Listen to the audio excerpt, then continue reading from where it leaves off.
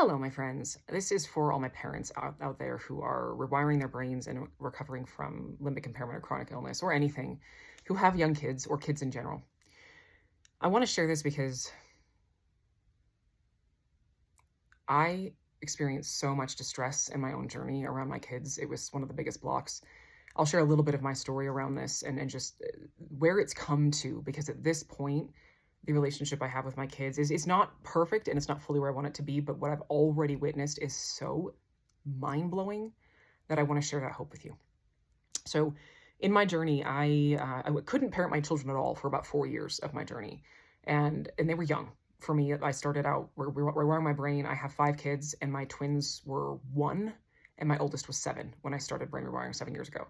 And I was still even nursing my twins at the time, and it was so intense. I was able to parent better for the first 4 months of my journey, and then I had like a re-injury and was just off the planet for a period of time. I had a really severe mental illness, and I was just not here. My kids became one of my biggest triggers. It was just a really ugly situation, and because of the struggle, I'm not going to go into more detail, but it was really bad. It was really intense, and I couldn't parent them really at all for about 4 years. And every time I tried to go back and I would recover, I had like 4 relapses because I would recover so I could parent my kids. And then I would try to full-time parent after just barely reaching a point of calm. And then I would crash again. I did that like 3 times.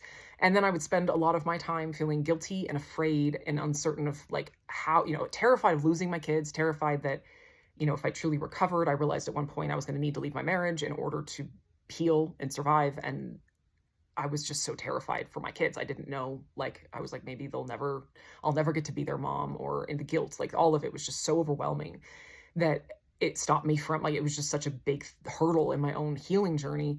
And just my level of the lack of level of function was so overpowering. So after about 4 years of that, I started to be able to be more present in their lives physically, but really it was about 6 years. It's only been, I went through divorce and recovery from gaslighting, narcissistic abuse and stuff after recovery. And my mind was not here. I wasn't able to be emotionally present or available at all during that time. So I was seeing them every day, but I wasn't able to connect with them.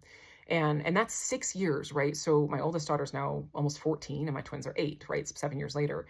And I was so uncertain. I bought a house last summer. I had my kids with me now, almost half the time. And it was such a big, it's been one of the biggest things I wanted to achieve with my recovery was parenting. And it was just this big question mark of like, will they forgive me? Will I be able to connect with them? How do you reconnect with children? Like, how they don't understand what's going on, like all of this. And I just kept having faith that, I was like, all right, well, the way I see it, God made me their mother, and I'm going to be, I had one person tell me one time, what they need is you.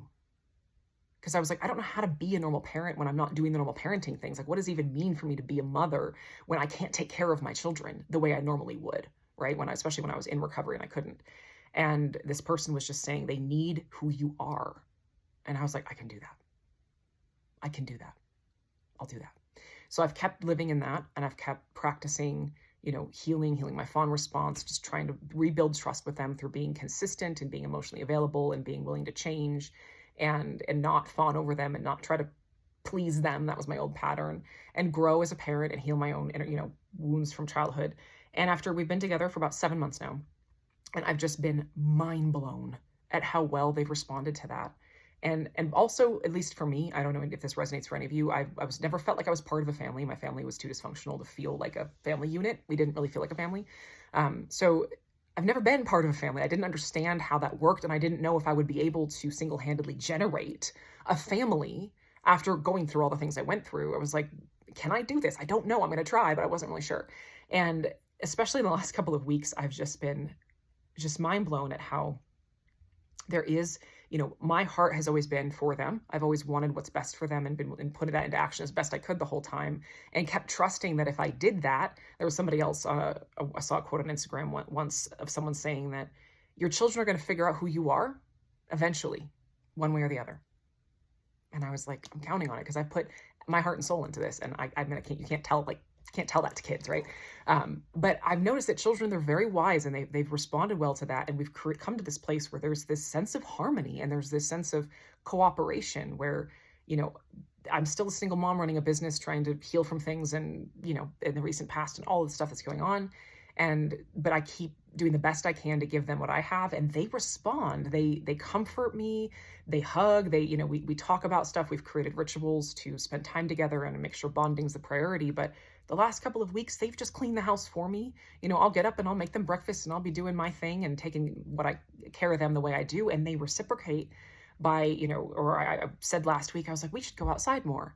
We're always happier we spend more time just playing outside. And so my daughter's been asking to go outside and take walks every day. And she's like, let's go do this. We're going to take a walk before we go in the library. And she'll like take us. She's got a lot of leadership qualities. So she'll like take us all to the park, next to the library. And I was like, oh, I'm just the one along for the ride now.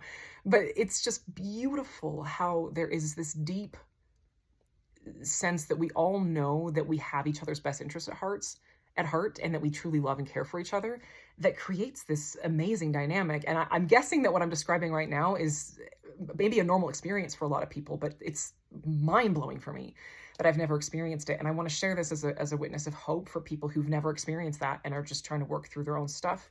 Maybe you haven't had kids yet. Maybe you have kids and you're estranged from them in some way, emotionally or physically, that if you really want this bad enough and you're willing to show up honestly and just do what you can do with all your heart and soul, you will get to be part of a family again.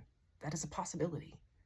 And it was one I didn't even know was possible. So sending you all courage. It takes so much courage to try to heal as a parent when you want what's best for your kids and you have to put yourself first. It's the hardest thing in the world. People judge you for it. People can't understand it. They misunderstand you. I see you. It takes more courage than anything to put yourself first when all you would rather be doing is loving on your kiddos. So, sending you courage, love, witnessing, and my heart. I'm with you in this. Whatever you wish, know that it's possible.